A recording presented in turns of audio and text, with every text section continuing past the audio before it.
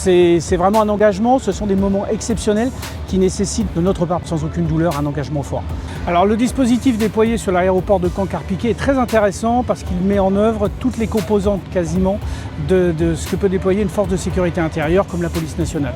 Nous avons donc des effectifs de terrain qui sont composés par les effectifs CRS qui vont nous faire de la sécurisation périmétrique.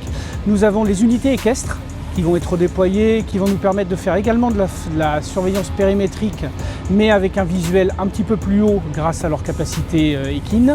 Nous avons la lutte contre les nouvelles technologies, puisque nous bénéficions de l'appui de la lutte anti-drone, alors de deux composantes. D'une part la composante fusil qui aujourd'hui va être déployée, et à partir du 5 et du 6 de la composante Vador qui dispose de moyens de lutte un peu plus importants.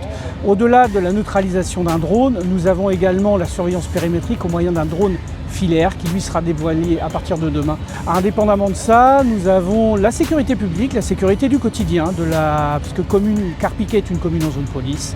Donc les effectifs du bureau de police de Carpiquet, de la sécurité du quotidien, vont être déployés quasiment H24 sur le site, puisque eux bénéficient d'une capacité très intéressante, de savoir la possibilité de pénétrer sur le tarmac, qui est une zone réservée d'accès sensible.